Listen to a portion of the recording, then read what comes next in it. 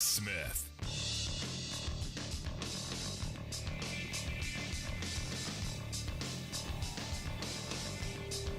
And welcome, brothers, sisters, working class heroes. This is The Rick Smith Show. Thanks so much for being here today on the big program. Lots to get to, lots to talk about. Wow, what a weekend for all the fear-mongering from the keyboard tough guys running around posting pictures of themselves with their big guns because there was a balloon. There was a balloon floating overhead. You'd think Pennywise was about to pull them into a sewer. You would think, wow. I mean, incredible. I mean, it's mind-blowing to me. And look, I talked about this over the weekend. As someone who grew up during the Cold War, when there was always a Russian something, trolling around. There was always one of these moments. It wasn't such a big deal. You got used to it. Things happen. It shows how skittish our tough guys are. Back then you had tough guys. Something happens. Now it's a balloon. It's a balloon. It's a balloon. And again, for me, this is one of those moments where you go, oh, it says a lot about us as a society. It really does. In these kind of moments, I guess I'm old enough to remember when there was a national emergency, if you could call a balloon floating overhead a national emergency. Because understand, whatever they were getting, whatever that balloon was getting from 20 miles into the sky, I guess it was 60 to 100,000 feet is what they were saying, somewhere in that range. Whatever they were getting, you can get from Google Earth. You can get online. They could get from their satellites. Because understand, they've got satellites. But for me, it was one of these moments where, I now look at what kind of a society we've become. And this is the frightening part. This is truly a problem. This should have been a moment of unity. This should have been a moment of coming together and accomplishing something on the front of going, what do we do as a nation? Having a real conversation around what to do. Instead of, a bunch of nitwits taking pictures of themselves. The guy from Missouri was hysterical. He's got the little child's size military backpack on the front of him. And it was so it was adorable. He was so cute. With his big gun, he had the AR-15 with the big capacity magazine and the silencer on the front, of course, because we don't want the balloon to hear the bullet coming, of course. But he wanted to look like a tough guy. And the little tiny backpack, the little pack that, oh, it was so sad. So sad. But again, he was going to take care of it. Now, for those who know anything, okay, you're going to shoot in the sky. Maybe it goes a couple thousand feet. You're still, 50,000 feet short.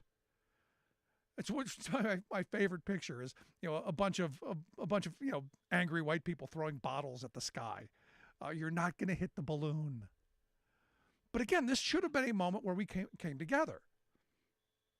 And over the weekend, I had friends call and go, oh my gosh, is the sky falling? Is this the beginning of the war? Are they attacking us? And the answer is no. This is what during the Cold War used to happen a lot. They would send something, we would shoot it down. We would send something, they would shoot it down. And this is where we're going to end up. Trust me, this is going to happen because the Chinese are saying, well, you're using force indiscriminately against our balloons. So when the next time one of our drones goes over, somewhere in their airspace, it's going to get shot down and we're going to have these international tensions. Congratulations. Welcome to the new Cold War. And whether Biden was going to shoot it down at the beginning or at the end, it was going to happen anyhow. This is how this is played out. This is how the game is played. The fact that we appeared on the international stage incredibly divided. Really, I'll tell you, speaks volumes. The fact that you had a former president, he looks weak, weakening the sitting commander-in-chief's position. Again, historic. I come back to this moment. I go, what if Bill Clinton, after 9/11, after Republicans allowed 9/11 to happen, what if Bill Clinton would have come out and said, George Bush is the weakest leader possible. How is it possible that he could have let this happen? And we need somebody new. That didn't happen. The country mobilized. His approval rating shot up into the 80 and 90% range. When his father went into Iraq, the approval rating went through the roof. In that moment of crisis, we united. It used to be that our divisions stopped at the water's edge. That, like any family, we have our little tiffs, we argue with each other, we smack each other around a bit, but when it comes to the outside world, we put down those petty differences. We put down the party labels. But oh boy, our Boberts and our Greens and our Ronnie Jacksons. Oh, the only thing that would have made Ronnie Jackson more angry had the balloon been carrying a gas stove. I mean, that's how ridiculous this is. And understand, full spin mode, outrage candy on steroids to get people angry. And congratulations, it worked. And then, you knew it was coming. We find out that 3 balloons happened over the U.S. during the Trump years. Wasn't a big deal. You didn't see Democrats out there going, the balloon. You didn't see that. Didn't see it at all. Because that's how this is played. And we had better get used to it quickly. And we'd better come around to some ideas on how we're going to move forward as a country. Because again, this is one of these moments. This should be a unifying moment. Because understand, most recent Morning Consult poll came out and said that 85% of registered U.S. voters are concerned about China's cybersecurity attacks on us, the economic threats that they pose to this country. But we were more concerned about balloons. And this is one of those moments where you go, we should be having this conversation. And the thing that the Biden administration, I think, is doing and doing well, talking about how we're going to reshore manufacturing, how we're going to strengthen up our supply chains, how we're going to be able to compete in the future with the Chinas of the world, since we gave our manufacturing away. And I've said this, people go, Biden was part of that. Okay, he was part of it back 30 years ago. A lot of people were. I'm talking about the here and now, the fact that right now we need to be moving in a direction and quickly to start making things here again. And this is, again, when you get past the outrage machine, when you get off of the outrage factory and the division that they have to push, and the fringe characters, the Boberts, the Greens, the Gateses, the rest of them, when you get out of MAGA world, the reality is the vast majority of Democrats, Republicans, Independents agree we need to be doing something on our economic policies. We need to be doing something on cybersecurity. We need to be doing more on human rights violations. We need to be doing a lot more on the military front. Because this is the part that is kind of comical. The people who tell us that they love the military the most, and every time there's a photo op, they've always got a picture. There's always somebody in a uniform with a gun and a flag, and they're smiling ear to ear. Because hey, it's good for PR. But it's amazing to me that they honestly didn't believe that the military had been tracking that balloon when it came into our airspace near the Aleutian Islands. They had no belief that they were tracking it. Now, when it first came to me, I said, probably the reason they didn't shoot it down is they want to see where it's going. They want to see what the Chinese are looking at, because guess what? Knowing what your enemy is looking at is kind of important. Thinking about, strategically where they're going to go. Because if you think that balloon wasn't up there and we were blocking any transmission that it may have had somewhere else because we've got technology like that, you're delusional. They're not going to allow that to happen. But they were looking at our military bases. I went on Google Earth. I can look at our military bases. Unless it's got some kind of X-ray vision where you can see down into the bunkers and through cement walls, not helpful. And then the part that was amazing to me, and this is the part again, these Chicken Littles, the sky is falling, there's a balloon. The part that's amazing to me is all of these elected leaders, like the governor of Missouri saying, that's where we keep our stealth bombers. Why are they looking at that? What?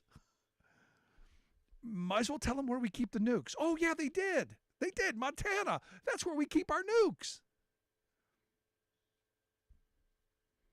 It's really quite remarkable. And again, I look at our keyboard tough guys, and we're going to get there, and we're gonna shoot down that balloon with our pea shooters. All projecting this kind of strength while cowering like children, hiding behind mommy's skirts. I mean, it's really telling. Now, again, I use this idea of this was a trial balloon. The Chinese did this specifically to see how we would react and to sow seeds of division. Mission accomplished. They did just that. And Republicans, again, failed this country. The question is what brings us back together? And this is what I think, the State of the Union is going to be about on Tuesday. The president's going to have to come out and talk about how we move this country in a positive direction, how the policies that they have pushed through over these last 2 years are going to make lives better, and how we're going to deal with crisis in the future. When you have a group of people who are hell-bent on running around screaming at the balloons. Love to hear your thoughts. Email me, rick@thericksmithshow.com. I'm going to take a quick break. Right back after this. Stick around. You're listening to The Rick Smith Show. We're working people. Come to talk.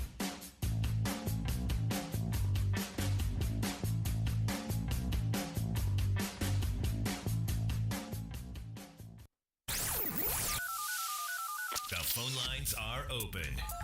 Give Rick a call at 1-866-416-RICK. That's 1-866-416-7425.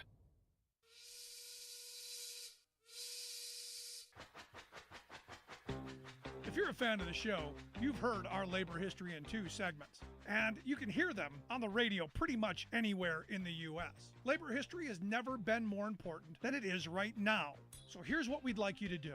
Tell a teacher. Tell a teacher that labor history is important and that they can get digestible 2-minute lessons that are absolutely free. Free to download, free to use, free to share. Tell a teacher to go to thericksmithshow.com/history and help us put labor back where it belongs, in the classroom. Generations of American workers fought, bled, and died to build the American way of life. It's our job to keep their stories alive. Go tell a teacher that we're here to help them do just that. Find us at thericksmithshow.com/history today.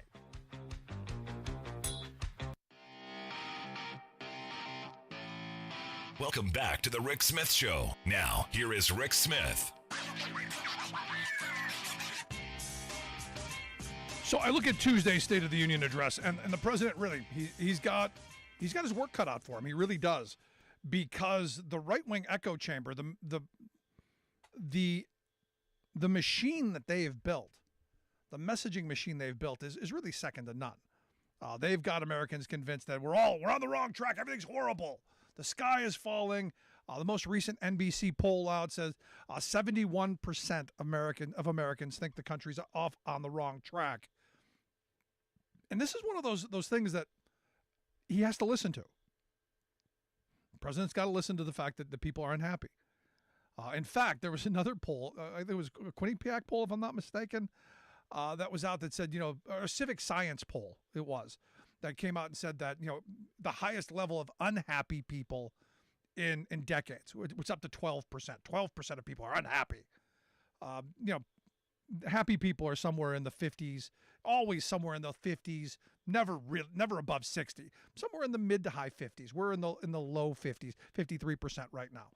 35% of people are neutral. I'm doing all right. 12% unhappy. And that's up over the last couple years. It was 10% for a while. So he's got to listen to that. He's got to listen to the fact that people are struggling, that inflation is really hurting a lot of working families. And he's got to talk about this.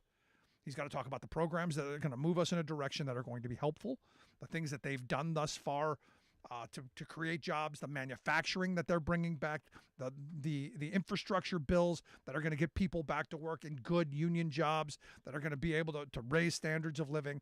That's all going to be helpful. But he's got to make the case that this inflation, you got to have a boogeyman. And the right has said everything's Joe Biden's fault. I can't tell you how many people go, eggs are $11,000 an egg. Locally, I think they were $3.19 or something like that. He's got to be able to make the case and go and look. Here's where our problem is. Our problems, supply chains are broken. We are working on getting that fixed. We're reshoring manufacturing. We're investing in infrastructure. We're investing in job training. We're investing a lot of things to help secure our supply lines. That was broken long before I got here. We outsourced all these jobs. We did all of the corporate America and the greed in the boardrooms decide our national manufacturing strategy. We are now moving in a direction to reclaim some of that.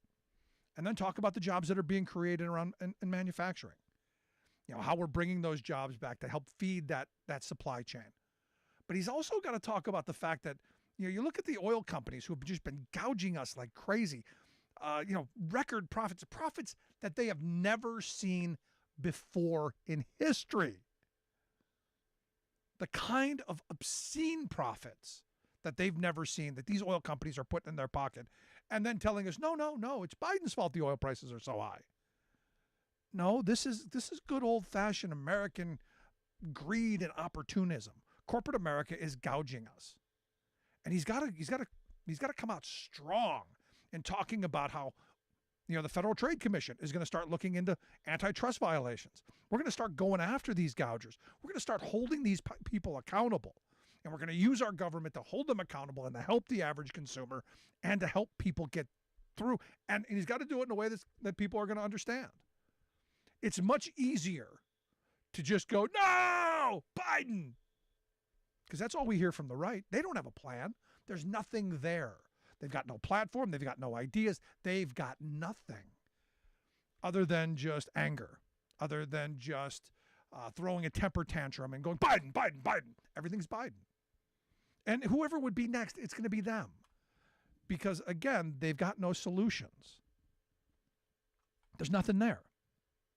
Now, this president has created, in 2 years, more jobs than any president in our country's history.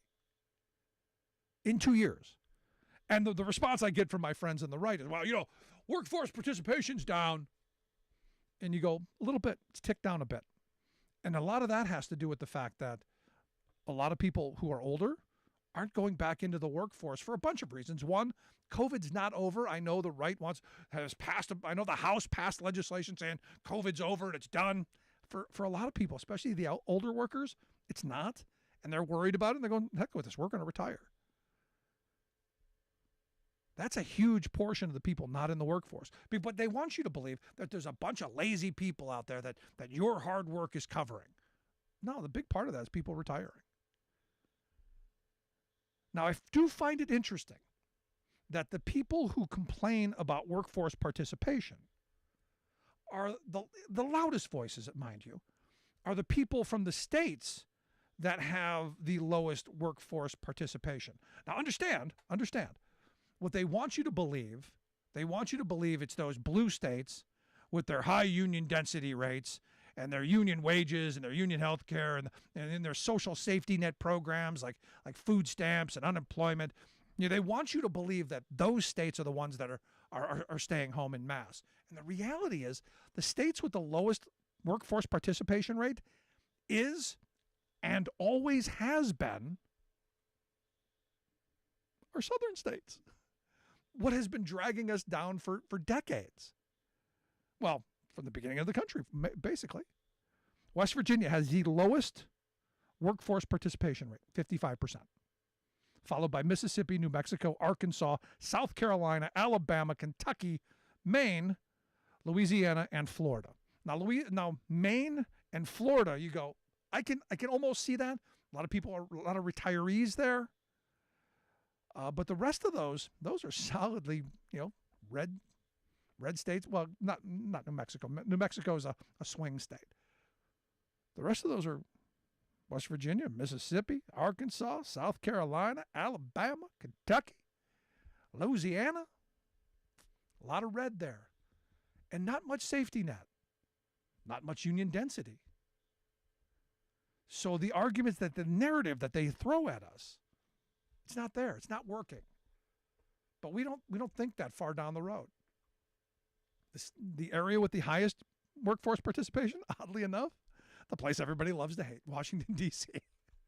Almost 72% of people there have jobs. And again, it's all those welfare people.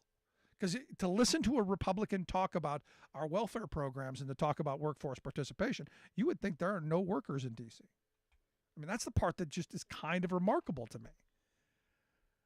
So I think the president's got to talk about the debt ceiling as well. That's got to come up. And the danger that is going to be caused by us holding the country hostage. I think that has got to come up. And you've got to point names. You got to point fingers. You got to point them out. We cannot, in any way, shape, or form, not pass a debt ceiling increase. Now, remember, Republicans, they want to hold us hostage. They want to hold the country hostage. And Social Security, I know Kevin McCarthy said it's off the table. It's not. There are members in the Republican study group, of which about 75% of House Republicans are members. They have signed on to wanting to raise the retirement age to 70, and then once it hits 70, to index that to raise every year after that. They want to means test Medicare. They want to do a whole bunch of stuff that, again, we're not destroying Social Security and Medicare. We're just fixing it so it works better for corporate America. That's the reality. What the president needs to be talking about is, I will not allow anything negative to happen. I will veto every Republican proposal on Social Security and Medicare. I will only sign a bill that expands it, that helps seniors and helps people move forward. But again, in this day and age, we're not going to see that.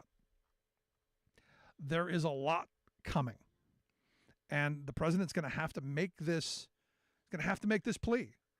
And get people to think that he understands. He can't have a detached moment where people think he's out of touch. He has to empathize and has to sell it. Look, I understand things are tough. Things are tough all over, and we are working to make things better. We are working every day to try and bring inflation down, and we have brought inflation down. Gas prices are down. Things are going in the right direction. We are on the path that is going to get us where we need to go. We're investing in infrastructure, reshoring manufacturing. We are doing the things that need to be done. And what's interesting is the right losing their mind. Now, again, infrastructure, manufacturing, those are Trump's major platforms. The fact that Biden's actually doing them and not just talking about them, and then have Trump and the MAGA crowd attacking him is rather remarkable.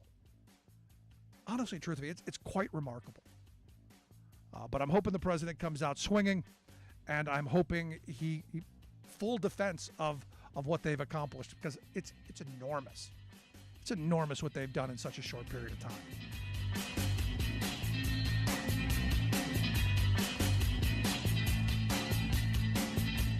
I'm Rick Smith, and this is Labor History in 2. On this day in labor history, the year was 1910. That was the day Philadelphia garment workers ended their strike in victory. The strike began just 5 days before Christmas. 7,000 young women walked out of area factories when they learned their shops were receiving orders from struck shops in New York City. Often referred to as the Uprising of the 20,000, striking New York City garment workers had rocked the industry. The number of strikers in Philadelphia soon grew to over 15,000. The young women crafted their own set of demands. They wanted shorter workdays, uniform wages, better pay, and union recognition. Close to 300 arrests were made in the first week of the strike alone. Labor leaders like Big Bill Haywood and Mother Jones addressed picketers, walked the lines, and offered financial support. Mother Jones declared, "Let us live together or starve together. We will let New York know that we can also fight. We will march up and down the streets of Philadelphia in solid ranks until victory is ours." Strikers marched throughout the area to call out workers in many of the smaller shops. Tragically, at least 7 workers were killed and a dozen or more seriously injured in a fire at a smaller shop that continued to operate throughout the strike. When manufacturers agreed to some concessions but refused union recognition, the women would not settle, stating, quote, "We will go back to work as union or starve." Historian Daniel Sidoric notes, the gains won demonstrated the resolute determination of the strikers to see their struggle through to victory, even in the defiance of union leaders when necessary, and to the amazement of almost all observers. Labor History in 2 brought to you by the Illinois Labor History Society and The Rick Smith Show. For more information, go to laborhistoryin2.com. People are baffled by the surreal saga of George Santos, the bizarre Republican Congress critter who is a bottomless sinkhole of lies. How could he think that he, a highly visible public figure, could get away with such blatant fabrications? Perhaps he thought he was a corporation. After all, these multi-billion-dollar brand name outfits routinely lie about who they really are. Crass polluters shamelessly run PR campaigns claiming to be environmentalists. Price gougers pose as consumer champions, and economic downsizers glorify themselves as visionary creators. They gild their resumes for their own profit, and they get away with it. So George might have thought, I'll follow the corporate model, just make stuff up, like soulless tobacco executives do. For decades, they killed millions of people for profit, flat out lying that nicotine was not addictive, that their cancer sticks were not deadly, and that they did not target their ads to children. But wait, today's tobacco titans claim to be born-again public health champions. We have an unprecedented opportunity to move beyond smoking, said the head honcho of the Philip Morris brand, asserting that big tobacco would henceforth back the public push for a, quote, smoke-free future. Philip Morris garnered widespread praise for this bold stand, but it was a deliberate lie. Even as the executives' lips moved, the tobacco giants were spending billions on lobbyists and PR campaigns to gut state and national proposals to prevent addiction and actually lead to a smoke-free future. This is Jim Hightower saying, yes, we should be outraged that Santos, a flagrant political fake, has swindled his way into Congress, and he should be ousted. But what will Congress do about the far more destructive corporate deceivers who are George Santos's role models? Their lies kill people, yet they're still welcome in the halls of Congress.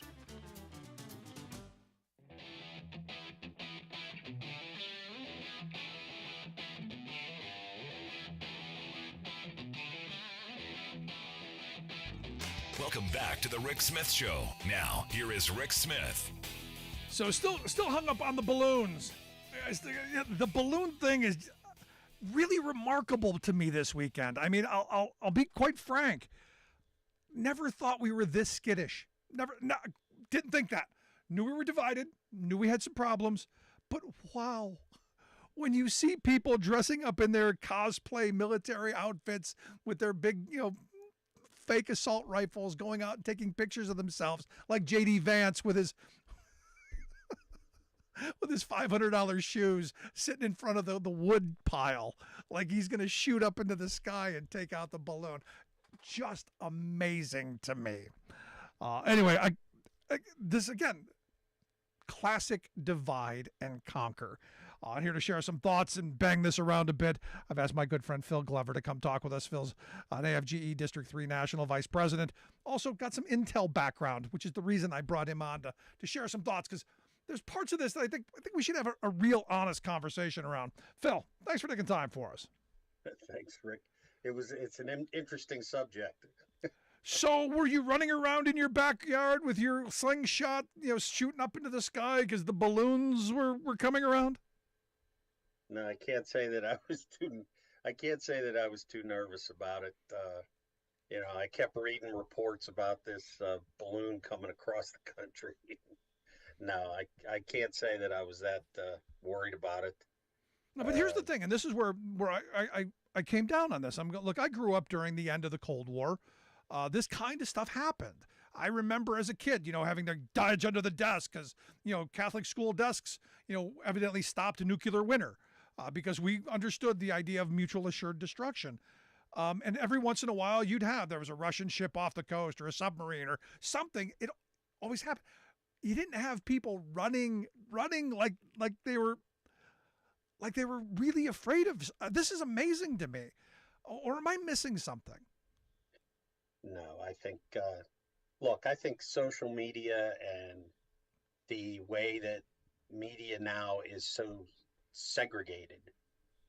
You listen to the media you want to listen to that gives your point of view. And unfortunately, straight news is not really a thing very much anymore.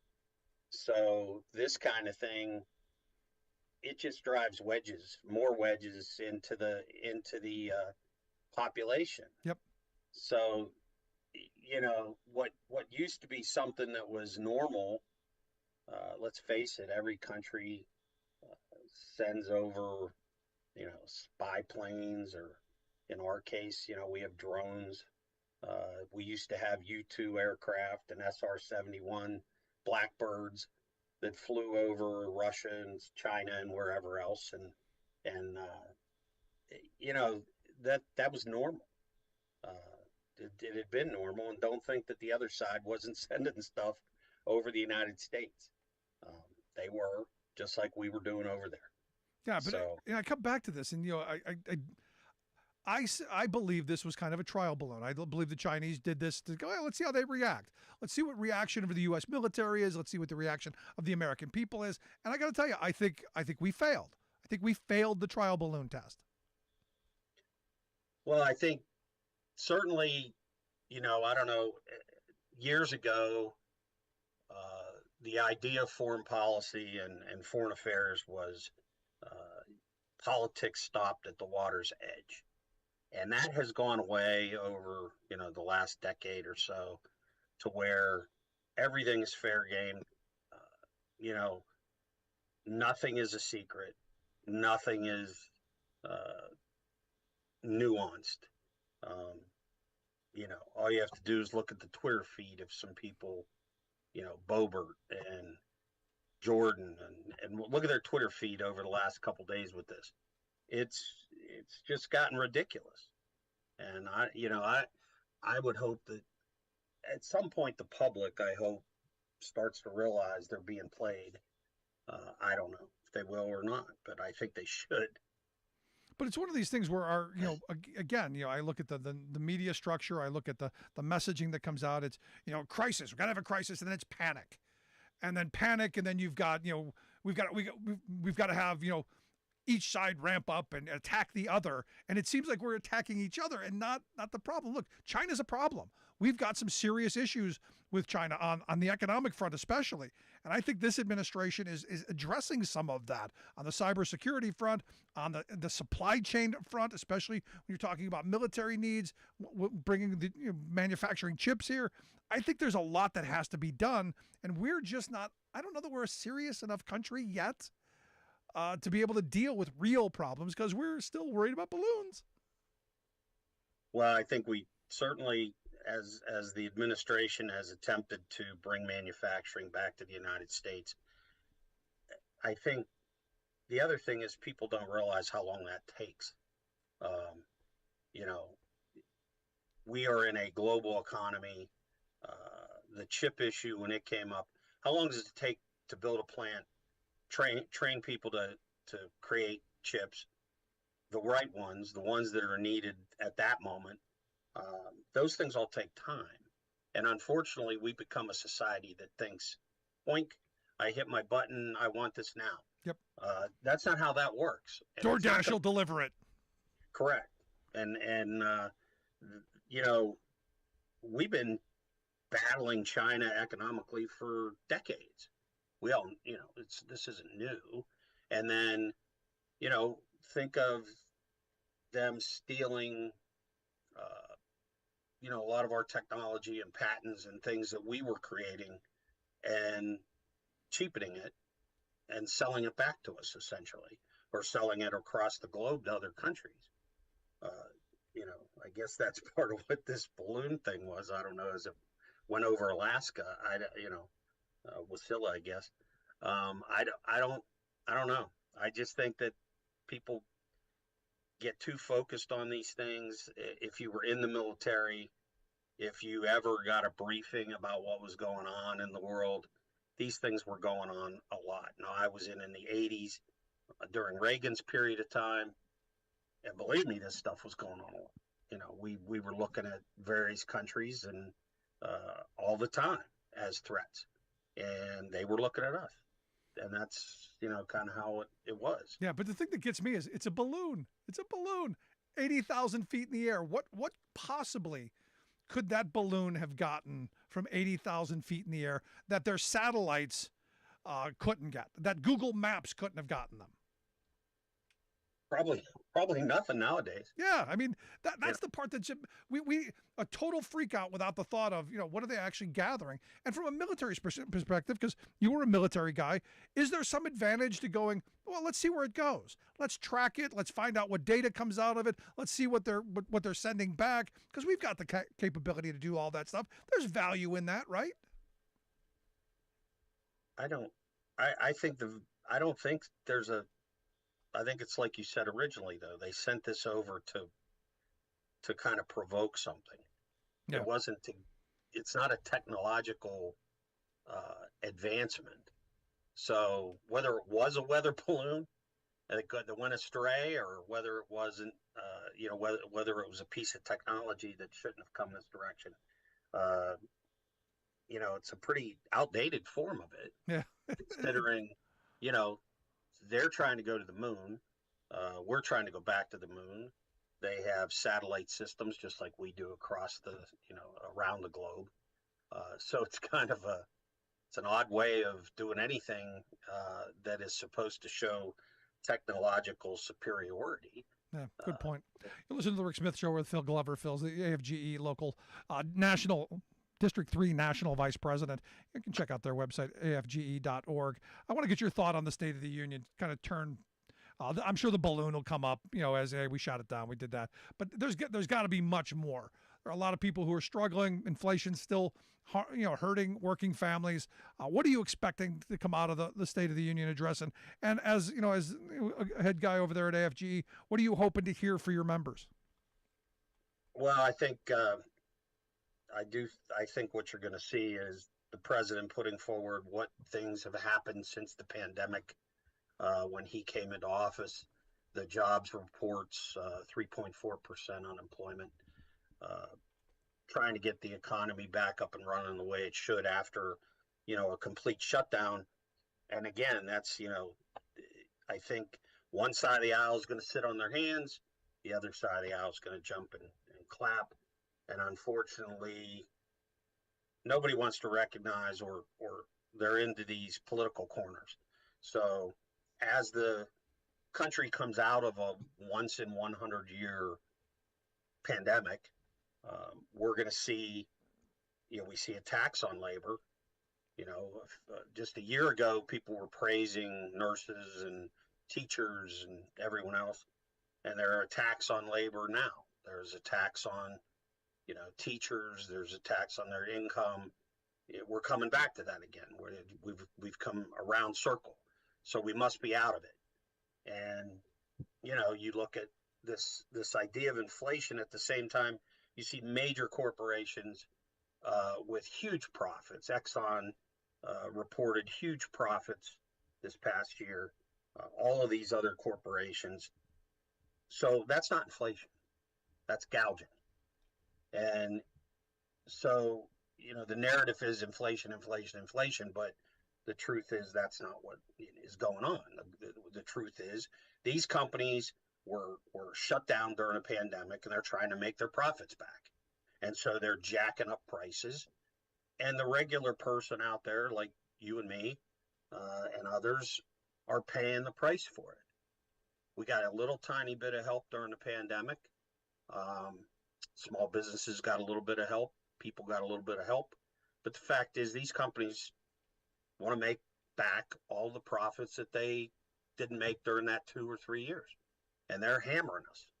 And I wish the Congress and the White House and others would really step up that message instead of this inflation message, which I think is bunk. No, I'm with you. And this is where I'm there's part of me that hopes the president comes out and says, look, the Federal Trade Commission is going to start launching major investigations. We're going to come up with a Truman-esque committee to do, to look at, pandemic profiteering. We're going to go after these companies and find out why these prices are so high, why inflation's gotten out of hand, and start locking people up.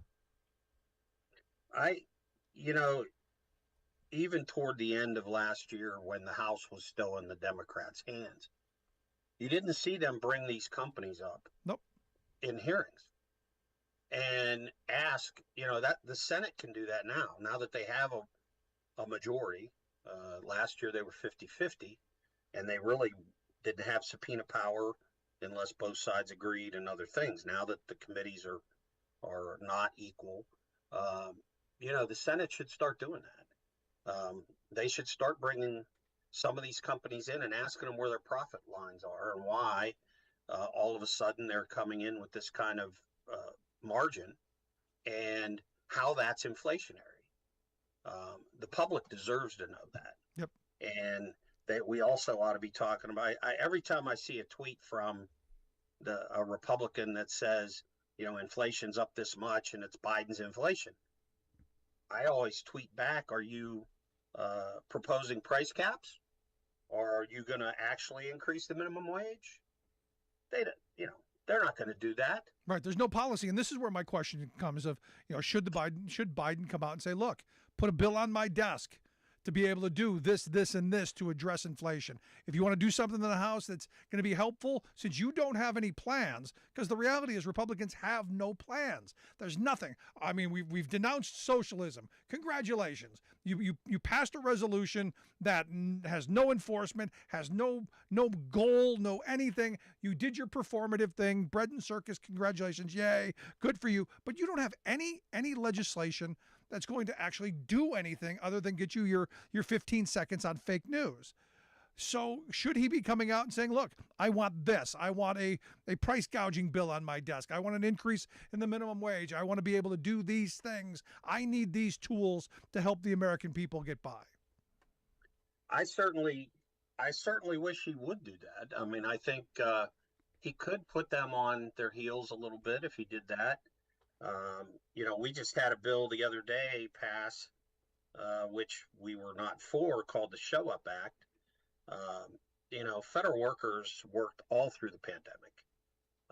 We had office workers that obviously worked. They were working from home. They didn't bring them into office spaces where they could be infected by the virus. And so the first bill out of the chute from the new Republican chairman of the Oversight Committee is this bill to get us all back to work. Well, we've been working. Social Security offices have been processing Social Security. VBA has been processing veterans benefits. Everything's not ideal, but it wasn't ideal in the office setting either. Yeah. Actually, productivity in some cases went up because people didn't have to commute in an hour or commute home an hour. They got up, they go to their station, start working. Yep. They don't have coffee breaks with their buddies. You don't have lunch to go to and then come back and then get back into the day. There's trade-offs. But that's the first bill that they put forward on the federal workforce. Yeah, but their narrative, Phil, and you know this as well as anyone, is nobody's working. Everyone's lazy. Nobody wants to work. Everybody wants to just sit at home because they're not really working at home, Phil. They're sitting on the couch with their feet up watching Oprah. Right. Well, I mean, and that's the technology doesn't allow that. Yeah, again, you're explaining. The narrative is you get to sit home and do nothing. Right. Well, that's their narrative. And, I think I hope that the Senate doesn't take this up. It's ridiculous. They should have held hearings on it. They didn't. if Chairman Comer really wanted to talk about the federal workforce, hold a hearing. Yeah. Have some people come in, have the agency heads come in, have the union come in, and have a discussion with the committee. What's been going on for 2 years? But no, that's not how they handle business. They had said they wanted to go back to regular order, and the only Republican to vote against that bill, by the way, is Brian Fitzpatrick out of PA1, and because he knows us and he talks to us and he asks us questions, unlike what has taken over the House. And I can only hope that as a federal worker representative, that we can get to the point where there is regular order, where they hold hearings and bring in people to go over these things. And I hope it's not a circus. I'm with you. Last question I've got for you.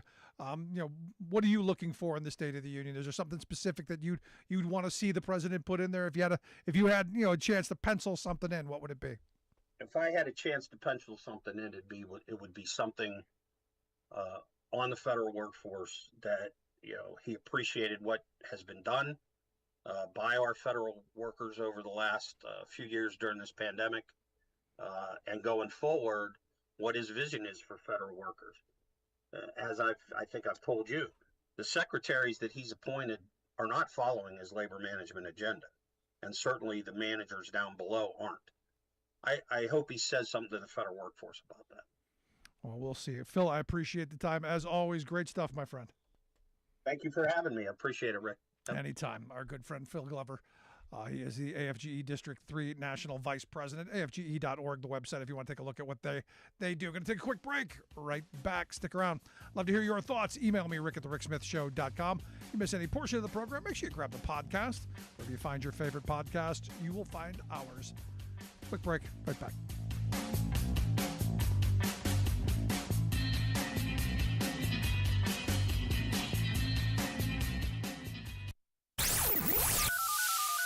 The phone lines are open. Give Rick a call at 1-866-416-RICK. That's 1-866-416-7425. I'm Rick Smith, and this is Labor History in 2. On this day in labor history, the year was 1919. That day began the week-long general strike in Seattle, Washington. As World War I drew to a close, many workers in the city were frustrated by 2 years without pay increases due to the war. 35,000 workers in the shipyards walked off the job. Workers from most of the 110 union locals across the city voted to support the general strike. At 10 a.m. on February 6th, the citywide strike began. As many as 65,000 workers, or a fifth of the entire workforce of the city, walked off the job. They were met by a combined force of the police and the military. It has been nearly a century since the Seattle General Strike.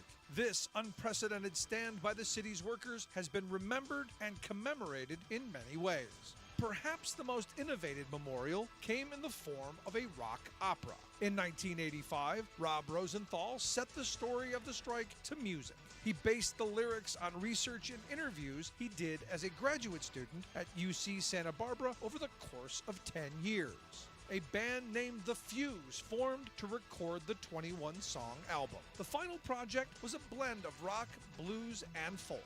The music tells the story of a fictional man who comes to Seattle looking for work in the shipyards during World War I, joining the labor movement and the strike. What labor history event would you like to hear set to music? Without our muscle, without our brain, nothing would ever grow. We run it all. We run it all. Like what you hear? Check out more at laborhistoryin2.com. Who's in the city? Unless we say so. Let the bosses curse. You're listening to The Rick Smith Show, where working people come to talk. Again, I come back to there's a lot that needs to be put into this State of the Union address. And if I'm writing it, he's probably going to give a 6-hour speech if it's me writing it. So I don't envy the speech writers because, look, there's a lot of messaging that has to go into this. Because, look, the right-wing outrage machine doing a masterful job of convincing people that their lives suck, and inflation is hurting people. Something has to be dealt with. Now, globally, inflation's much worse than it is here, but still, people need to connect. Let's go to the phones. Got Alice on one. How we doing, Alice? We're doing okay once I escaped from the containment camp yesterday. I'm not joking. The right wing has lost their ever-loving minds. And I guess coming new to you, close to everyone that's in a red state or near a red state, as you know, my husband was in the hospital, just got released yesterday, and he was in a hospital in West Virginia. And I went to pick him up, and I don't know if it was the Chinese spy plane or what have you, and I'm not joking, exaggerating about any of this. I walked into the hospital, and I started around their little poles and whatnot that they have there, and this little blonde thing just about tackled me to grab me by the arm and scream at me going, ma'am, where are you going? Where are you going? You need to come with me. I'm like, excuse me? Were you in a restricted area? Were you somewhere where your presence was a danger to somebody? No, the thing yesterday was you had to show your photo ID and get your picture taken. Yeah. To go into the hospital. I'm not joking. And no, that's coming everywhere. I mean, our need to feel secure. Again, I go back to the Patriot Act. The fact that we gave away so much power just because people needed this illusion of security. It's only getting worse. Well, it is, and so I had to show my ID to pick up his prescription. So when they were like, "Well, we'll bring him down," and I'm walking out of the hospital, and now this young guy comes running up to me and goes, "Ma'am." I'm like, "What now? I'm already aggravated. I've had enough. I can imagine. It's been a drama-filled situation from start to finish. I'm done." And I said, "What?" He said, "Where's your visitor's badge? I need it back right now." So I looked at him and I said, "It wouldn't stay on my coat." I reached in my pocket and it had stuck itself back together, and I just handed it to him and gave it back to him. And I thought, this is ridiculous. And I called today and I talked to hospital administration and I said, "Can you tell me, first of all, why we're doing this? Is this like a containment camp or is this a hospital?" So I guess it's the new and improved way to make sure that no one gets, I don't know. And I will admit I made a number of remarks. See, I think wherever you go, you should be tracked and surveilled. You sound like one of those people. I was just ridiculous. I said, did we get a call-in threat from the Islamic Nation for a bomb threat? And then I made a remark about fascist regimes and red states. Yeah, you're not helping your case here. You're not helping your case. You're making things worse. Well, the I love you, Alice. administration today were not happy. Yeah, their story was that none of it should have happened. Yeah. How's your husband doing, real quick? Is he getting better? Yeah, he's home. I brought him home, and his pneumonia is getting better. Good. That's what I wanted to hear. I appreciate the thoughts, and I Have a wish you good guys evening. the best. Thanks, Rick. Bye-bye. Thanks so much, Alice. Want to hear your thoughts? Email me, rick@thericksmithshow.com. Again, if you miss any portion of the program, make sure you grab the podcast wherever you find your favorite podcasts. You will find ours. Going to take a quick break. Right back after this. Stick around. Listen to The Rick Smith Show. We're working people. Come to talk.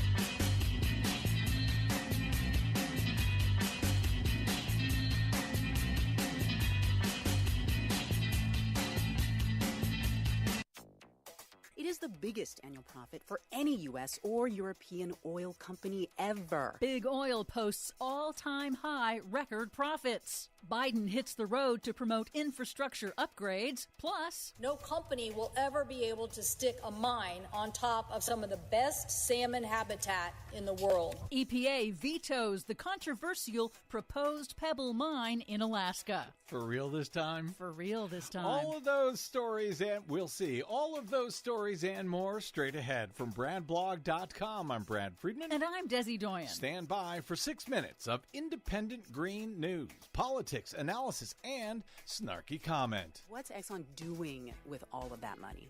Well, a lot of it is going back to shareholders. And that means big paydays for investment firms and for executives. But, it's not just Wall Street. Exxon is a very popular stock for retirement accounts. Well, they certainly do sound excited about those record profits over there at NPR. Guess they don't call them National Petroleum Radio for nothing.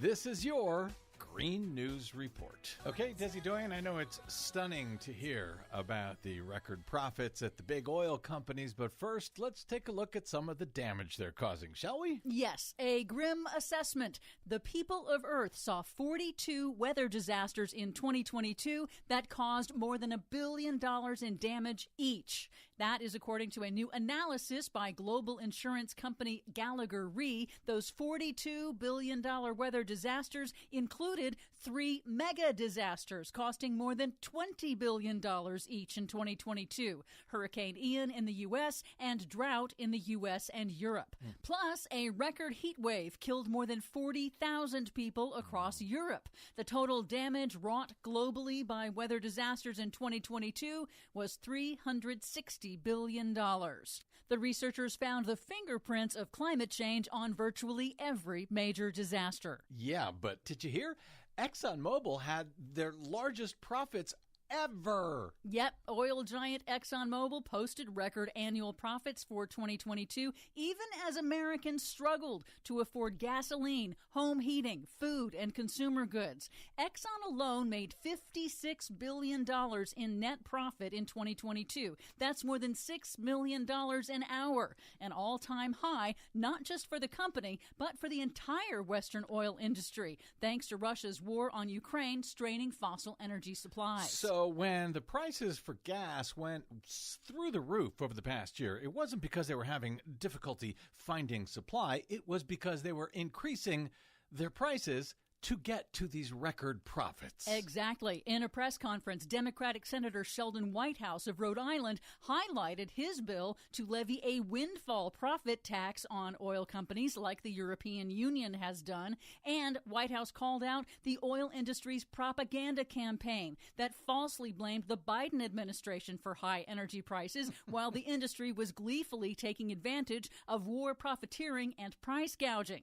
And Senator Whitehouse added this. When you're looking at how to fund the $11 billion international loss and damage pledge that Joe Biden made, you might want to think about the $200 billion that the fossil fuel industry just extracted in excess profits. They are not stepping up to make good in international loss and damage for the harm that they cause. They have to be held accountable. Did you think they'd step up, Senator Whitehouse? Did you really? In other news, President Biden was on the road this week to highlight long-awaited infrastructure repairs and upgrades thanks to the bipartisan infrastructure law. On Monday in Baltimore, he announced the expansion of a 150-year-old rail tunnel that was damaged by extreme flooding during Hurricane Sandy, which will create 20,000 construction jobs and reduce car traffic and air pollution. Biden also traveled to New York to announce $300 million in funding to complete the first phase of the Hudson River Tunnel project, which was abandoned mid-construction by the Trump administration. And finally, over the past week, we've reported on the Biden administration protecting Alaska's Tongass National Forest from logging and the pristine watershed of Minnesota's Boundary Waters Canoe Area Wilderness from mining pollution. Now, the Biden Environmental Protection Agency has effectively vetoed the controversial proposed Pebble mine in Alaska. Using a rare authority under the Clean Water Act, the agency banned the dumping of mine waste in the watershed of Alaska's Bristol Bay, concluding it would permanently destroy 100 miles of streams and wetlands and pose an unacceptable threat to the world's most prolific salmon fishery.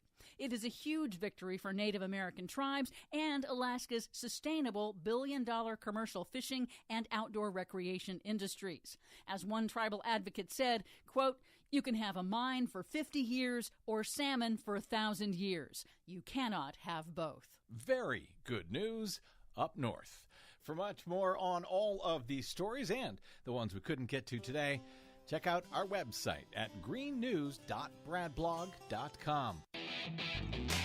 Are you tired of think tank approved corporate news and commentary? Are you tired of CEOs telling you what to think, who to hate, and who to vote for? Well, welcome to the Rick Smith Show. We don't take orders from some boardroom, and we don't do focus groups or talking points. We don't work for them, and we never will. I'm Rick Smith, and I work for you. Join us daily at thericksmithshow.com and download the podcast and never miss a minute.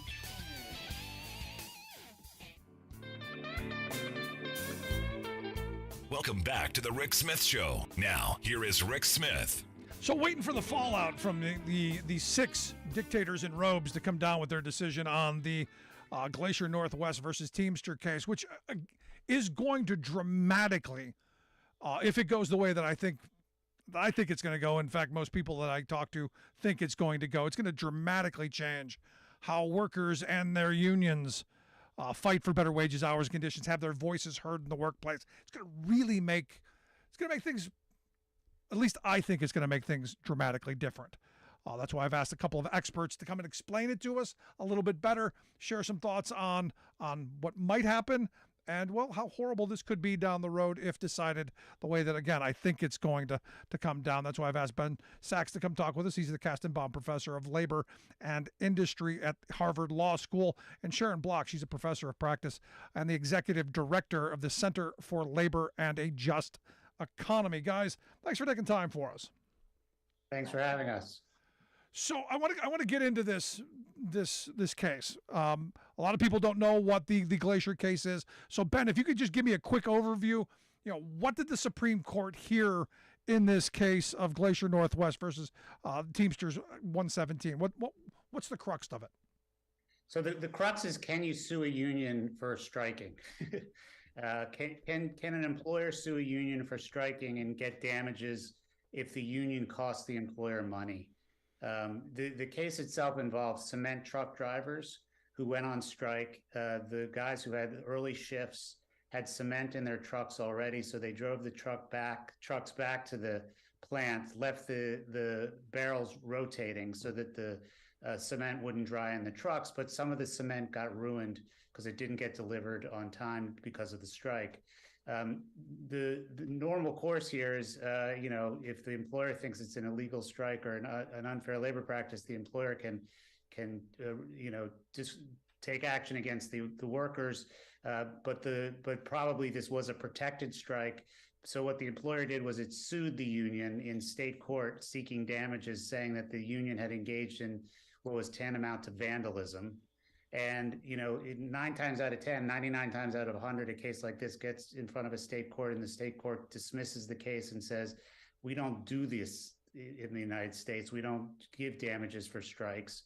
And we let the National Labor Relations Board sort out the labor law questions involved.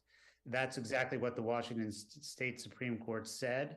But the Supreme Court took the case, indicating that it wants to give state courts the right to hear these lawsuits about strikes. And so that's very scary. This Supreme Court probably didn't take this case to say that the state Supreme Court was right. And the oral arguments that was heard a couple weeks ago suggest to me and to Sharon and to everybody who's paying attention that the unions are going to lose. And the question is how badly and how broad a right to sue for strike damages there will be after the Supreme Court decides the case. Now, Sharon, you're someone who served on the National Labor Relations Board. How much this is, if this goes the way that I think, as Ben points out, everyone thinks it's going to go, how much is this taking away from the board's ability to oversee this stuff? How much of this is taking away from the board? Yeah, it's absolutely undermining the board's authority. We, for decades and decades, have had one body that has the expertise and the authority to make these kinds of judgment calls about whether strikes should be protected or not. And if state courts can start getting involved and start making pronouncements about labor issues before the NLRB has a chance to even look at the case, it's very much going to undermine the NLRB's authority and then, create inconsistent results all over the country, which is going to be very destabilizing for unions because they won't have that predictability. There won't be one place to go to know that there are experts who are going to look at the case and make that judgment call in the first instance. Well, ultimately, I believe that's the Alito plan, and given his track record. But in looking at this, and again, as Ben pointed out, this is about suing the unions for damages when a strike happens. So if a union representing farm workers decides they're going to go on strike, will the farm be able to sue those workers for crops that they didn't pick? Will name the industry? Is this where this is going to take us, to where there's going to be a massive chilling effect on workers' ability to use the only power that they really have, and that's to fold their arms and march their feet?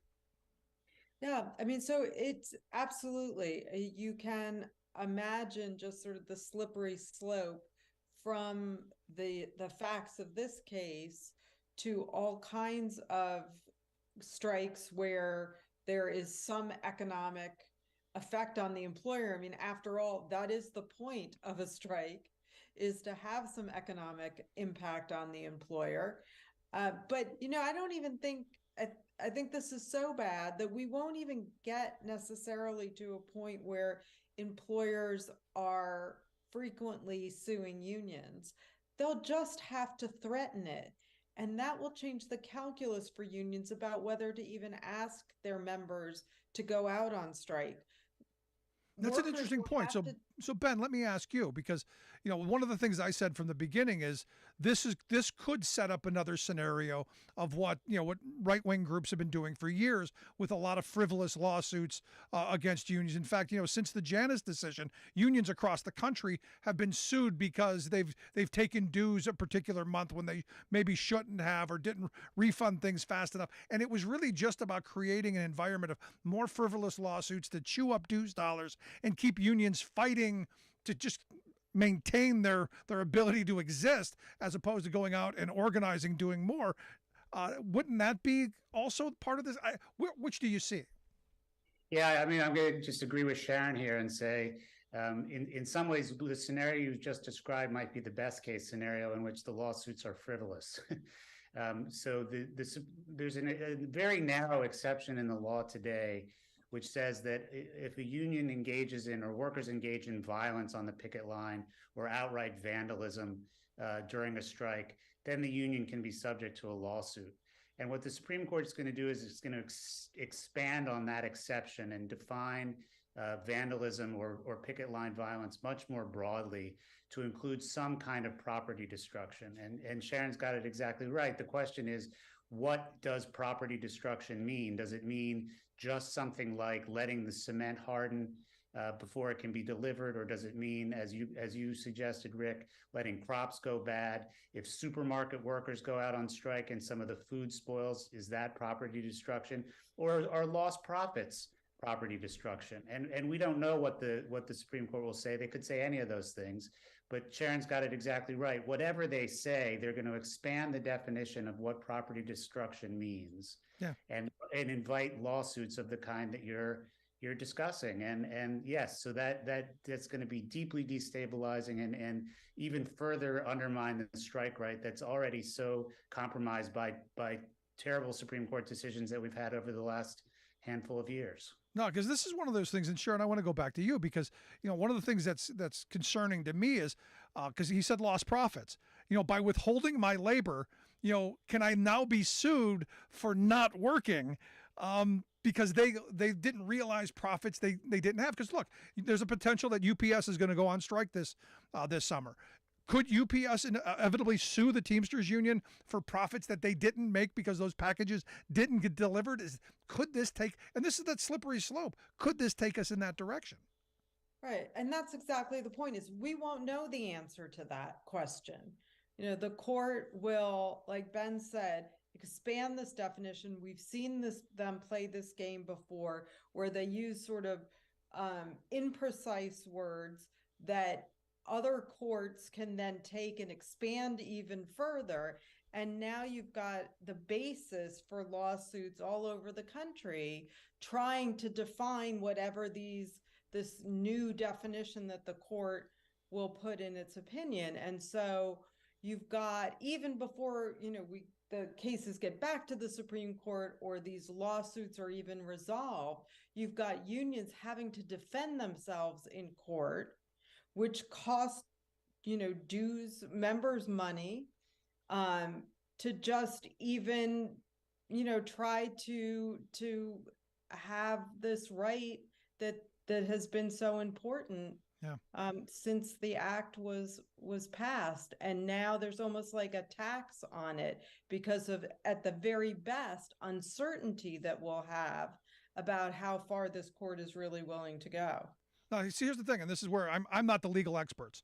You guys are. It's my understanding that the original National Labor Relations Act did not give employers any rights whatsoever because they understood employers had all the rights to begin with. This was simply about giving workers the ability to have some voice and had a government push to try and encourage people into collective bargaining so that it was kind of a peace treaty in my view. Again, not the legal expert, but Ben, you as the professor, explain a little bit about the intent there, because this seems to me miles away from that original intent. Yeah, I mean, the way I read the National Labor Relations Act is as giving workers a source of countervailing power to fight against the power that comes from the ownership of capital that the employers have. The law is written in broad sort of constitution-like terms. The right to engage in concerted activity for mutual aid and protection.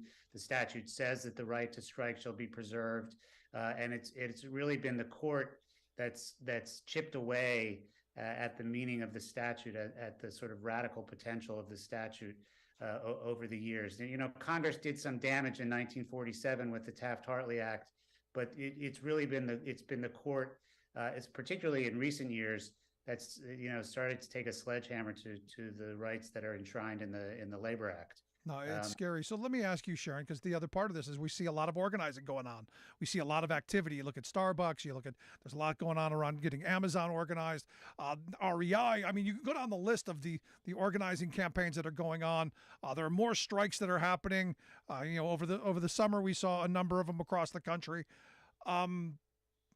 This seems, interesting timing. It seems like the goal is to quash that and to keep wages where they are. I look at this in this moment going, it seems curious to me. I guess that's where I'm at.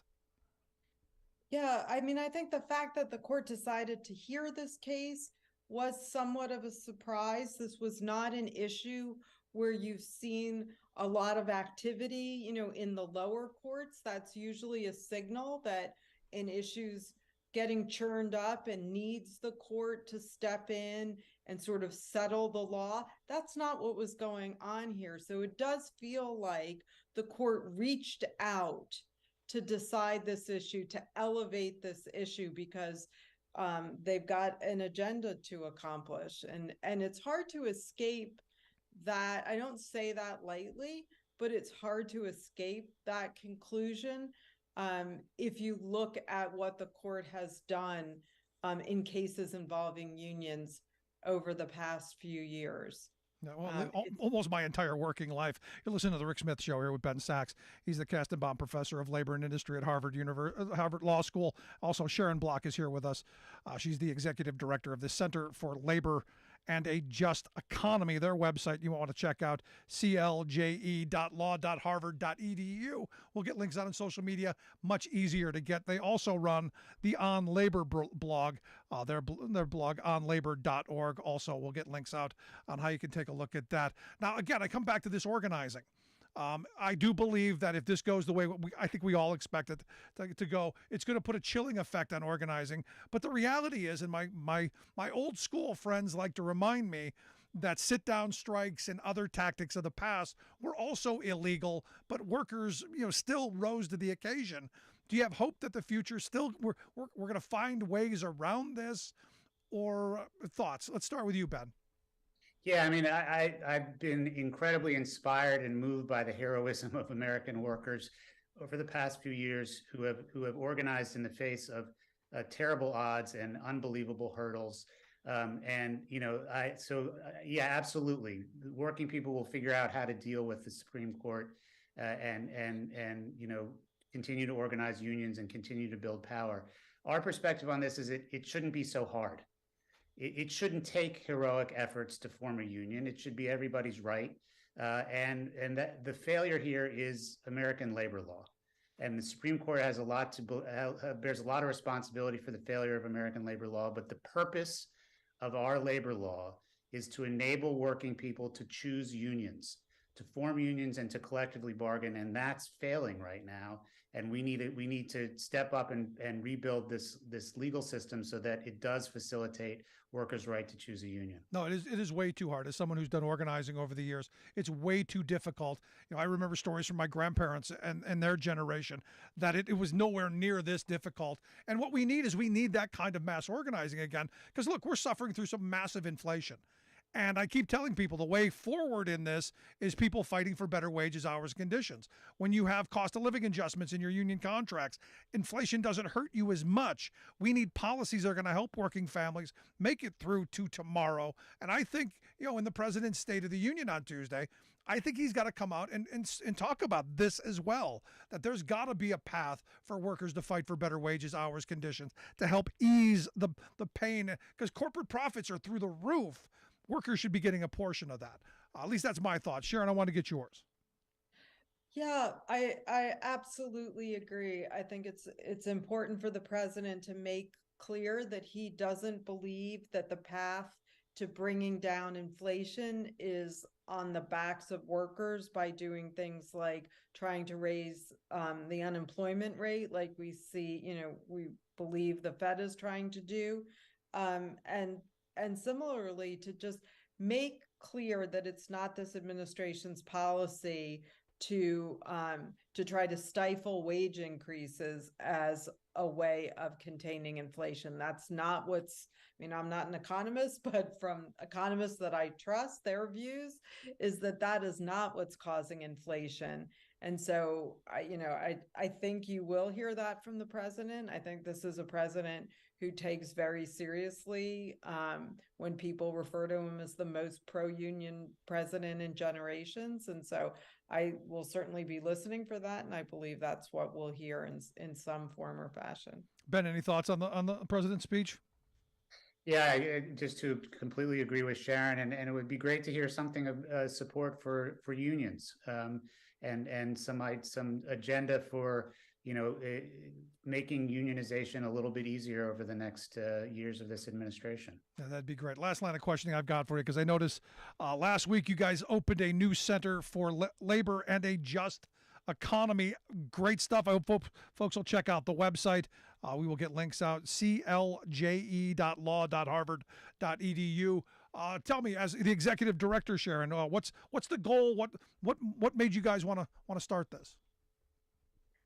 Thanks so much for the question. I mean, what made us want to start this is that this is a moment, like we've been talking about, where you see this incredible momentum and energy coming from workers, and this inability of the law to translate that desire into the results that the law should be protecting. So we want to be a place where we help come up with ideas about how the law can better facilitate moving workers' desire to create power into the reality of a fairer and a more just economy. So using some of the things, and look, I got to tell you, I love the new head of the NLRB. Jennifer Abruzzo. I love the things that she's doing, and the fact that using legal doctrine that hasn't been used in a very long time. I think we need to be doing that in ways that we haven't for decades. The right has got all of these think tanks that set up ways of abusing the law. It'd be great for us to figure out what you're doing to help use the law to help working people. So I think that's a good start. Great. Well, thank you. Stay tuned. Yeah, no, absolutely. We want you to come back and share some thoughts. So last thought, Ben, what are you hoping to, as somebody who's involved in this Center for Labor and a Just Economy, what's your goal? What's your hope for it? Yeah, just to build off what you said about Jenna Bruzzo, I mean, she's doing amazing things at the NLRB. She's using all the tools that she has available to her. Our view is that they're not powerful enough, and that we need a different labor law, not just this one improved.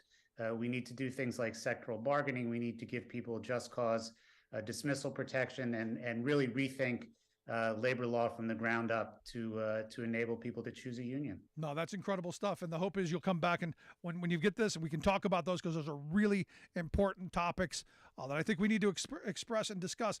I don't think we talk enough about labor law. I know it's not sexy. It's not balloons. We're not talking about balloons. But I think we should be talking about labor law and how people can fight for better wages, hours, conditions. Guys, I appreciate the time. Thanks so much. Thanks, Rick. Thank you. Take care. Outstanding. I appreciate the time, Sharon Block and Ben Sachs. Want to hear your thoughts? Email me, rick@thericksmithshow.com. I'm going to take a quick break. Right back. Stick around. You're listening to The Rick Smith Show. We're working people. Come to talk.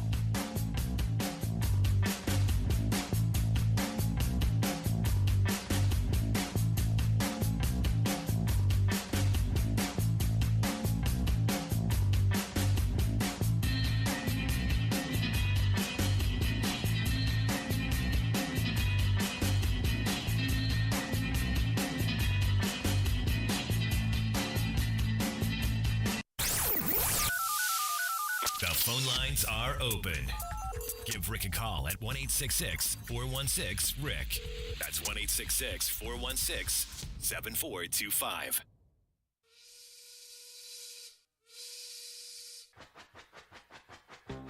If you're a fan of the show, you've heard our labor history in 2 segments, and you can hear them on the radio pretty much anywhere in the U.S. Labor history has never been more important than it is right now. So here's what we'd like you to do. Tell a teacher. Tell a teacher that labor history is important and that they can get digestible 2-minute lessons that are absolutely free. Free to download, free to use, free to share. Tell a teacher to go to thericksmithshow.com/history and help us put labor back where it belongs, in the classroom. You know, generations of American workers fought, bled, and died to build the American way of life. It's our job to keep their stories alive. Go tell a teacher that we're here to help them do just that. Find us at thericksmithshow.com/history today.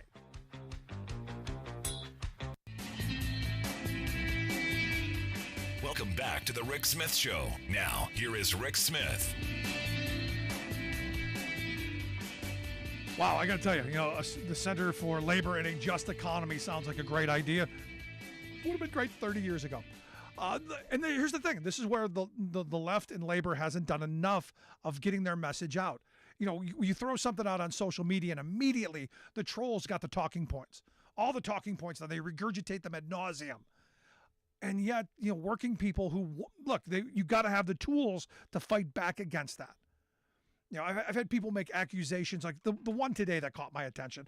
A woman on social media said, my husband works for a union company and they're in bed with the union and the company are in bed together. In fact, she said, the CEO of the company is on the board of the union. And you go, no, that's illegal. That would never happen. But there are people who throw this stuff out there. And if it goes unchallenged, if you don't have the tools and the knowledge to go, no, that's not how our system works, people buy it.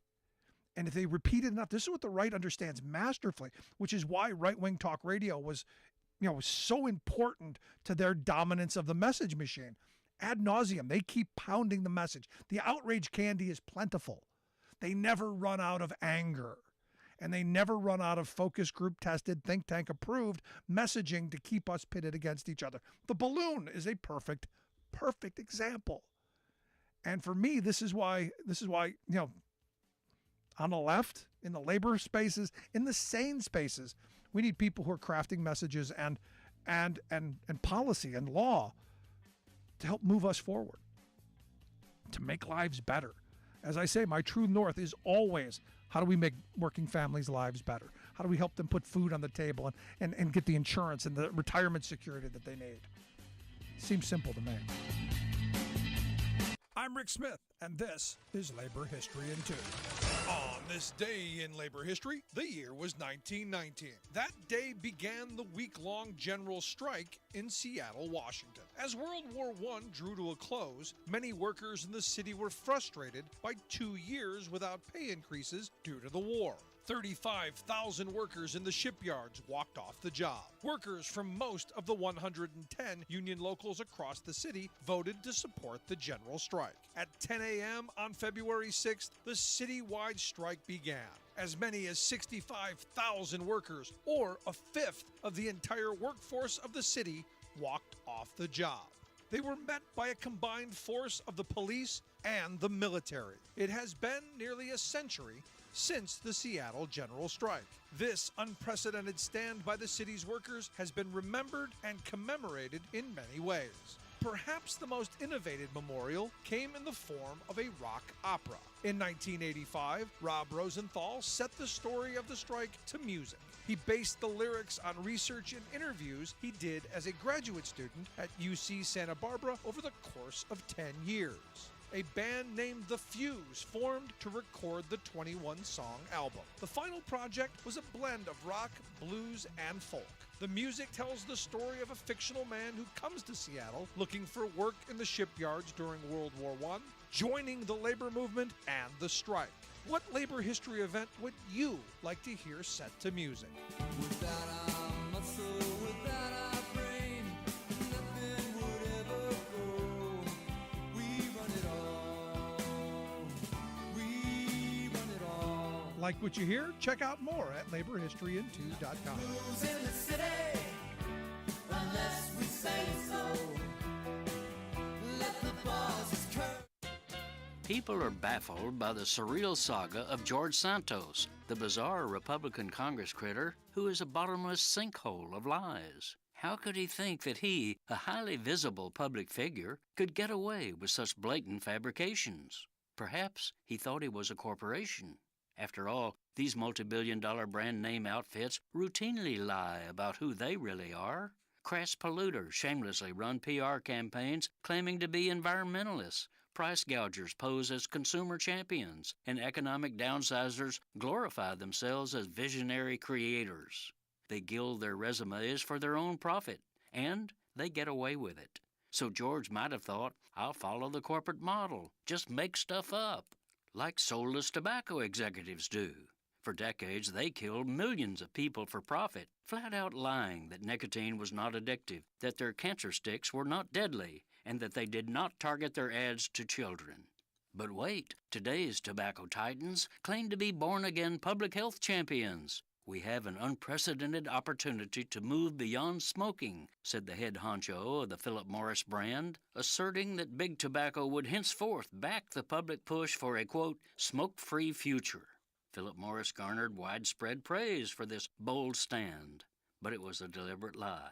Even as the executives' lips moved, the tobacco giants were spending billions on lobbyists and PR campaigns to gut state and national proposals to prevent addiction and actually lead to a smoke-free future.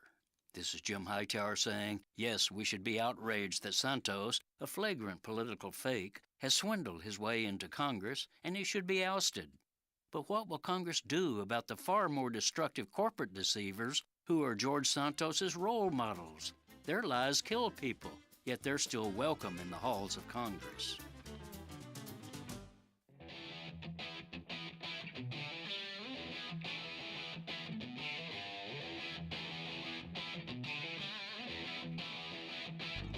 Welcome back to The Rick Smith Show. Now, here is Rick Smith.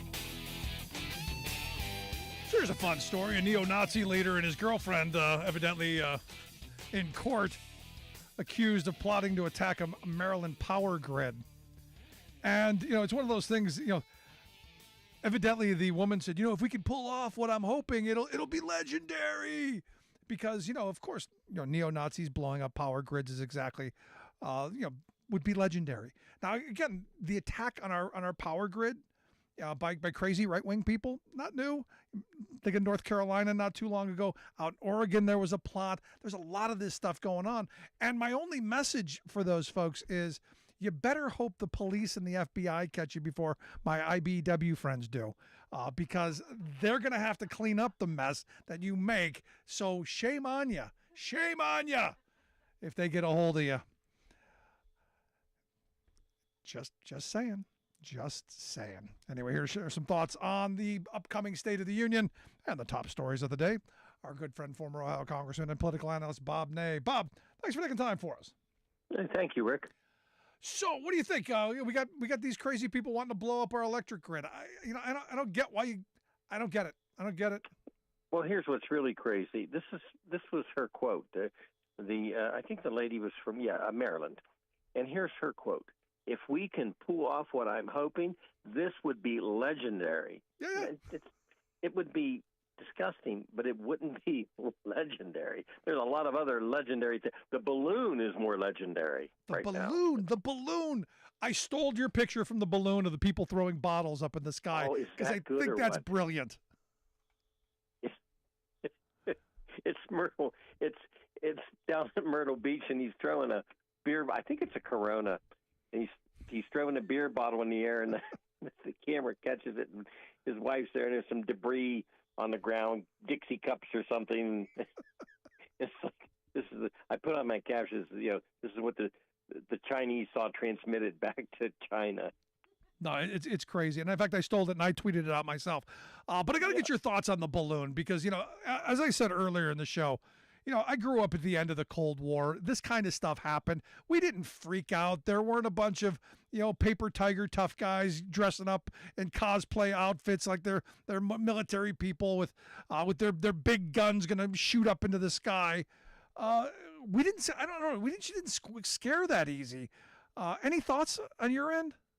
Well, I put in my news notes today. I send to all the stations I do, and I put in there, if people want to talk about it after today, fine, but I'm like ballooned out. Now, we unfortunately are not going to be ballooned out because there's going to be investigations. And here's a little nugget, and you know this from the Hill, Capitol Hill, but I love to give these nuggets. I've seen this 100 times. It happens with the Democrats, happens with the Republicans. Somebody will investigate this now, okay? There'll be a subcommittee or something. Somebody will run to the speaker and they'll say, "But it's in my jurisdiction. I want to investigate this too." That's why there was 900 different Benghazi committees. Yeah. Everybody now wants a piece of the media pie, and that's what will happen on this thing. We're going to be, there was a balloon. Sure, it's a spy balloon. It's not a weather balloon. And there's the other thing. China's all outraged. You shot down an unmanned, civilian piece of equipment. And then the other thing is, it was not worth shooting down where somebody would die. So, so they waited. And then they didn't give all this away, but you can tell because there were U-2 spy planes going around it, all right? So you can bet something electronically was interfering then with its transmission. I'll just say that much. Something electronically from the U-2s were messing up transmission back to China. But the thing that got me, Bob, is this idea that none of this has never happened before. This never happens. We're America. Nothing like this ever. And yet I grew up in an era where, this did happen. There were Russian submarines off the coast. They were always there. Or am I missing something? U-2 spy planes, we had them. They send things. There's, things in our atmosphere, things in their atmosphere, and it happens a lot. Yeah. How soon do they shoot down one of our drones? Visually, everybody saw. Right. How soon do they shoot down one of our drones? When they see them, they're going to shoot them, Depends where it's at. Now, here's the other thing now, of course. There's a difference. This was 3 school trucks high, and loaded with different, as I understand it, types of metal and equipment and things. The drones are a little bit easier to, you blast those into tiny little pieces. Yeah, it's crazy to me. Just crazy that we are this skittish and divided. So what I said, this was a trial balloon. And the trial balloon was to see how we would react, and congratulations, we failed. Well, as I've told many people the last couple of days have asked me about it, when I chaired House Administration Committee, we would get notices from our CAO that ran our technology sections that the Chinese were trying, and the Iranians, but mainly the Chinese, were trying to hack into the congressional computers. I would send a message to the Chinese embassy, stop it. They would send back a message that would say, this wasn't us. It was teenagers. Yeah. We have no control. And fine, we didn't stop the House Administration Committee or the Congress over it. We yelled about it, they yelled back and denied it, and we kept moving, which is what you do. Okay, the quote weather balloon came in. We knew it was a spy balloon. It's now down, and that's it. What will a hearing do? We've had other espionage in this country from other countries, from China before. This is nothing. What is a hearing going to do? Tell us that a balloon came in, and that China sent it. It's going to give Lauren Boebert and Marjorie Trainwreck Green and the rest of them their 15 minutes of going, hey, look at me. That's what it's going to do. And also, it will turn into, Biden shoulda, woulda, coulda. Right. Is what it's going to turn into. Now, of course, they've talked about Trump, and then there'll be a debate. No, Trump didn't. Did you ever see a balloon when Trump was there? And it's going to, we got a lot of problems in the country, and there's a lot of other things that can go on. This is not like there were fighter jets from China buzzing the United States for 5 hours. Yeah, no, it's a freaking balloon. What a distraction. Now, I want to get your thoughts on, the big State of the Union. Tuesday, we're going to have the president come out and give a speech. The reality is, country people not happy. What was the latest poll? NBC had 71% of the folks. I think we're on the wrong track. What's the president got to do to turn that around? Well, and there is another poll too, and the thing I do want to stress about these polls, the other poll is the Associated Press, and it's called NORC, Center for Public Affairs. And the reason I mention that, it's not a Fox News poll, and it's not a good poll, for the president right now. He's went down since the midterms, although the poll is kind of baffling because people aren't saying, in the Democratic side, he's done a horrible job, but they still are diminishing a little bit, obviously, from the November midterms in their support. So I think that the State of the Union tomorrow is going to be the Biden administration doing several things. One, it will address the fact that it reacted to the balloon's going to be mentioned, okay? We're not going to escape the balloon from the State of the Union. The president's going to also say some things about China because Blinken, Secretary of State's canceled the visit. So there's going to be some tough talk there about the president, how he's kept the tariffs, et cetera, how he, hopefully goes into manufacturing jobs in America and, the good paying jobs. He's got to address COVID, where we stand on it. And then he's got to also address the economy, inflation, his point of view of where we're going. But in general, this has to be kind of the kickoff to lay out not his campaign plan before the Congress, but to lay out his objectives, which are going to turn into the 2024 campaign. That's got to be done. He's also going to mention something about trying to work together. I know other presidents do it, but this is an extremely polarized environment with a razor edge majority in the House and a small, majority in the Senate. So it's going to be something on that basis. So he's got to lay that out. No, I think he's got to connect it. He's got to say, look, these are my policies. This is my vision. This is what we've done. This is how things are helping. We may not have seen it yet, but things are coming. And there's got to be that, hey, I feel your pain kind of moment, and not be disconnected. I think it was a huge mistake the other day, saying that he's not responsible for the inflation. Mm-hmm. Yeah, he's got, like I said, he's got to lay out.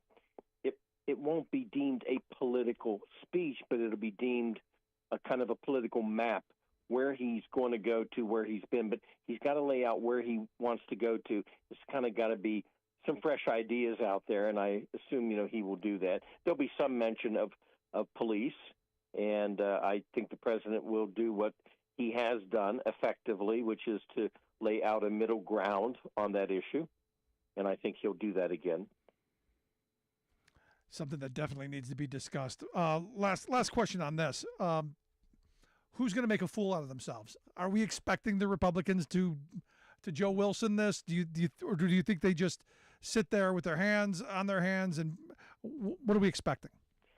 I believe they're going to be told in the private caucus, which will occur tomorrow. I believe, Rick, they're going to be told, and this is just from experience of being in those caucuses, when they do tell you things, the speaker usually does. I think they're going to be told that, don't act up, don't scream out, don't yell liar, don't do this, don't do that. I think they're going to be told that. Now, whether everybody listens or not is another story. And there's probably, if I've got to make a guess and a bet, probably somebody is not going to be able to control themselves. Somebody. Yeah, they're not all potty trained. Maybe Matt Gaetz in particular. He's one that does a lot of foolish things forever. So somebody is not going to heed, because then they'll be, their name will be in the media, and if it's a district that can't stand the president, then they say, yes, I had to do this to stand up for my district. So I don't think they'll heed what I think McCarthy will tell them, which is to behave yourself. I'm not sure that there won't be one or two people that will violate that. Yeah, I'm sure they're going to, because look, I don't think anybody's listening to McCarthy. I just don't. Also, I want to get your thoughts on, you spent years in Congress. I want to get your thoughts on this offer from the office of the Director of National Intelligence. Evidently, they're offering a closed-door briefing with members of Congress to review the 300 documents, the classified documents that they got from Donald Trump. Any thoughts on this, or do you think this is a dead issue? Well, no, it's dead. Look, the documents are dead, in my opinion, in the sense that it is legally awash. I don't care who had more documents. I don't care that Trump fought giving them.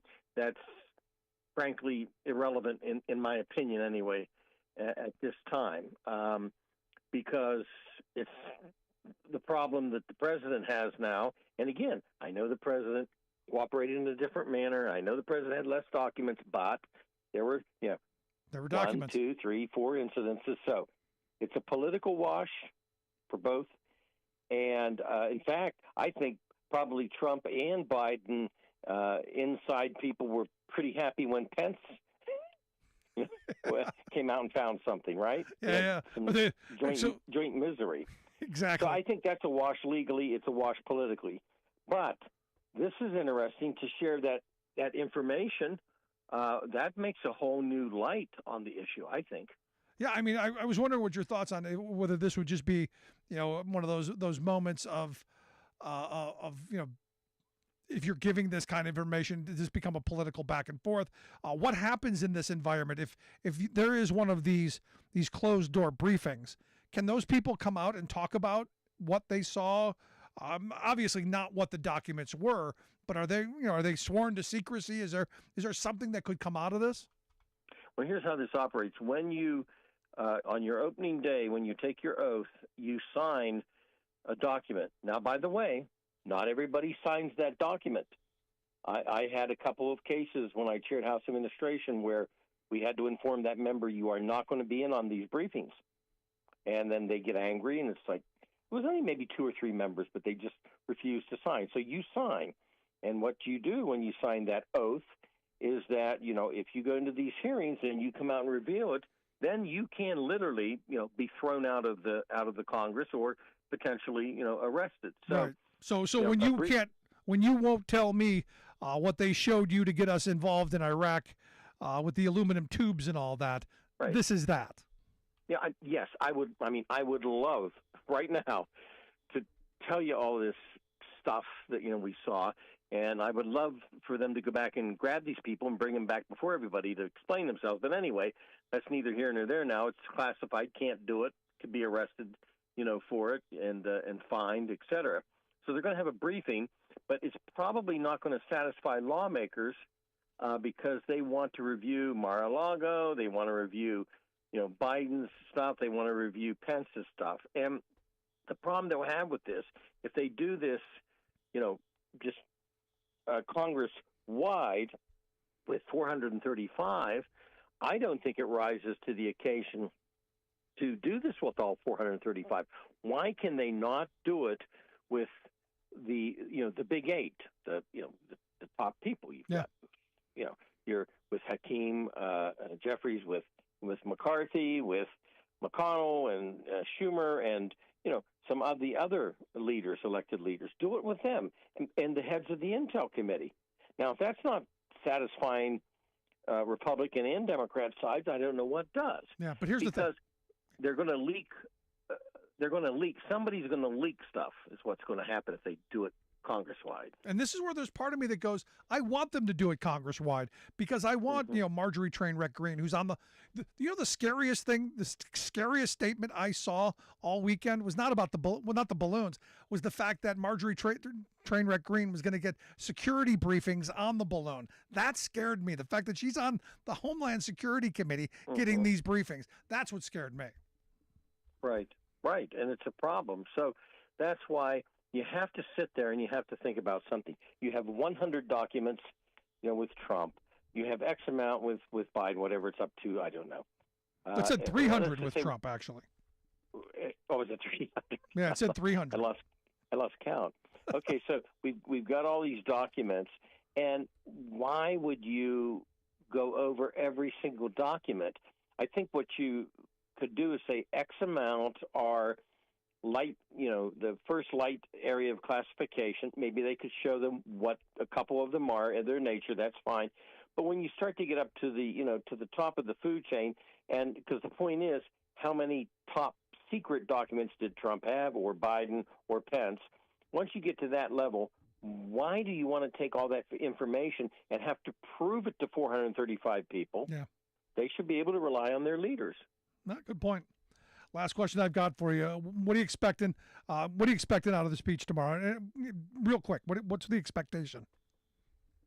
Well, I think that the president's going to, tackle directly the issue of inflation. I expect him to be quite as bipartisan as he can be, no matter who wants him to be, in either direction.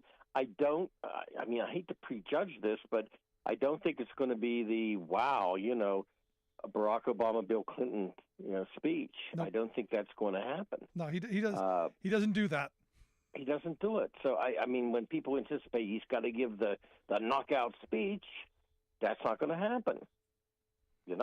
So I think he's going to just lay out his agenda where he's headed, and then you move on from that. And so I don't think it's going to be the knockout speech. Well, we'll see. And you'll be back for the wrap up of the State of the Union, and I appreciate that. And we'll see you back here after that. Okay. Good stuff. Our good friend Bob Ney. Gonna take a quick break. Right back after this. Stick around. Listen to the Rick Smith Show.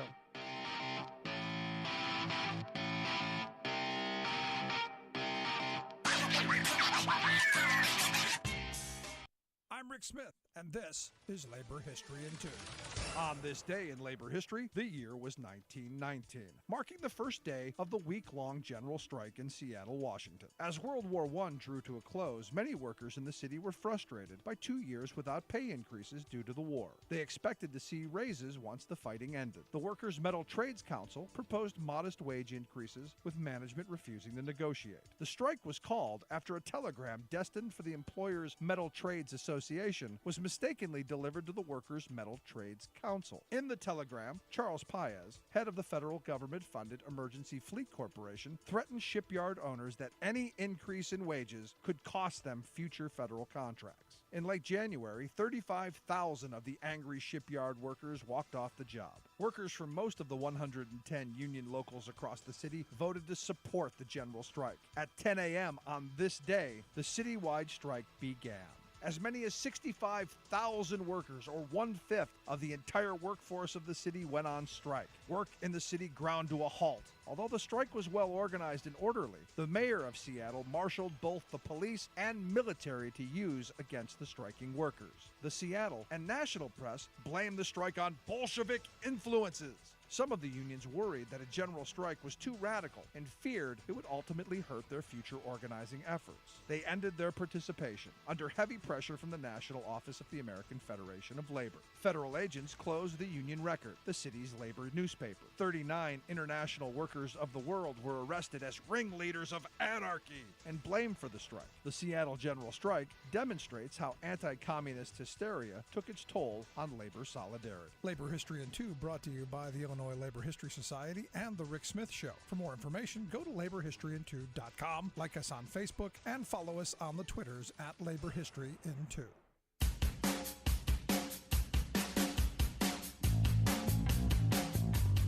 Welcome back to The Rick Smith Show.